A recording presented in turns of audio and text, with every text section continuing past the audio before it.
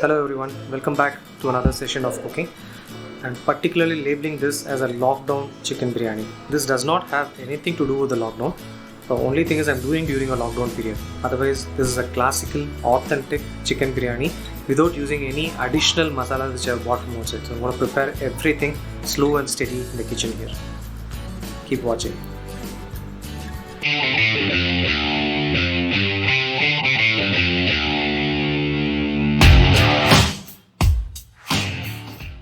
I'll first start off the basic ingredients.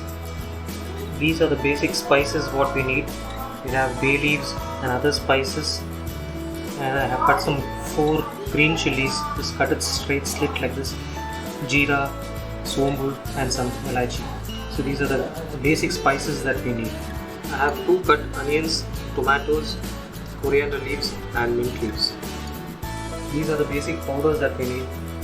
Turmeric, garam masala, coriander powder, electric oil, a little bit of chili powder and some crystal salt.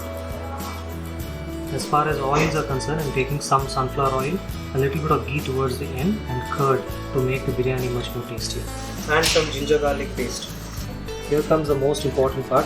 I have just little above half a kg of chicken and I have 500 gram of basmati rice here. Either use basmati rice or you can use jeera samba rice. It's of your choice. Shall we start now? Okay, now there is moderate heat. I'm going to add all the spices that I have kept.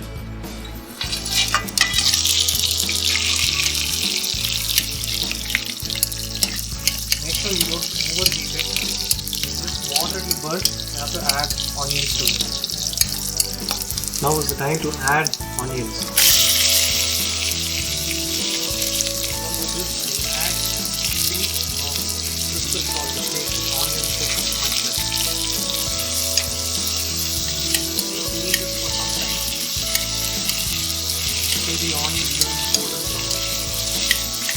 Now I add 2 spoons of ginger garlic paste.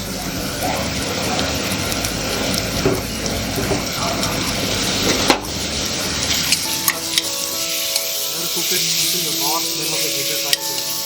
Make sure you keep mixing, otherwise it will get stuck to the tomato. Now I'm going to add the cut tomatoes. So the tomatoes have started to boil. So this is the time I add all the powders that I have kept. So this is turmeric, just a pinch of turmeric. I'm going to add 2 spoons of garam masala.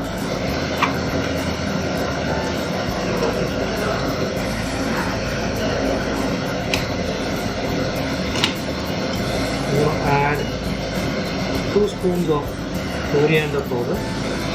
You can actually add 4 spoons of garam masala coriander powder, but you don't want it to be very spicy or more masala-ish. After this, since already we have added 4 green chilies, I'm just adding a little bit of chili powder.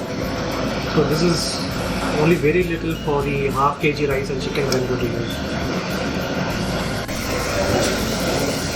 So now it has almost come like a nice thick paste. So there are actually 2 ways, different thoughts, different ways of how you can prepare.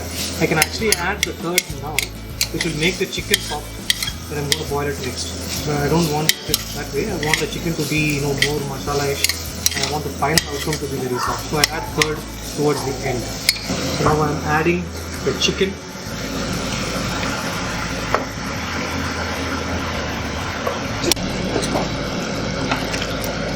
So what you see is the masala is nicely mixed to the chicken, and the chicken is in some 3/4 of its boiled state. So this is where I'm going to add rice. So usually you add rice and then you put water, but I will not do that. I'll add rice and I'll just mix it with the masala, and then after some time I will add water. The most important thing is slow and steady cooking.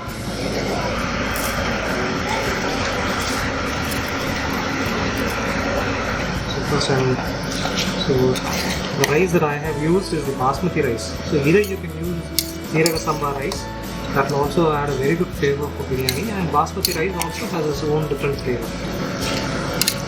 So I thought I'll try with the basmati rice this time. nicely mix it for some 2 to 3 minutes on the low flame, and then I would add water. Normally, how much water you add depends on the kind of rice that you use. For any rice except basmati, you will add 1:2. That is, for 1 cup of rice that you have taken, add 2 cups of water. So, for example, if I have taken 250 gram of rice, I add 500 ml of water to any other thing. But for basmati, it is 1:1. If I have taken 250 gram of rice, I add 250 ml of water. So now I have taken 500 gram of basmati rice, so I'll add 500 ml of water. Now I have mixed the rice. Basically, I'm adding those 500 ml of water now. So this I have to stir very nicely. So keeping it on high flame. When it comes to boil, then I will add some curd to it. Now I'm adding 100 gram of curd which I have kept.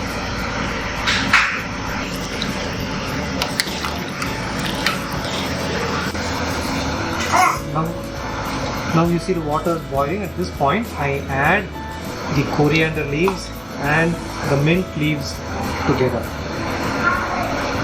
So there's just one more ingredient that is left to be added, but that is after the biryani has been cooked. So far we have added everything else except ghee. So ghee is something that after the biryani gets cooked, you open it, add some ghee superficially to it, 1 or 2 spoons of ghee, and then mix it without breaking. And then your biryani will be ready. All I need to do is close the lid and keep it for at least 8 to 10 minutes under low flame. The biryani is getting ready there, so I'm just waiting for those 10 minutes to get over. Okay, now that 10 minutes is over, I'm switching off the flame and keeping the cooker just as it is. I leave it like this for at least another 10 more minutes. The flame is off, let the pressure settle. Then I would open it, add some ghee to it and mix it, and the biryani is ready.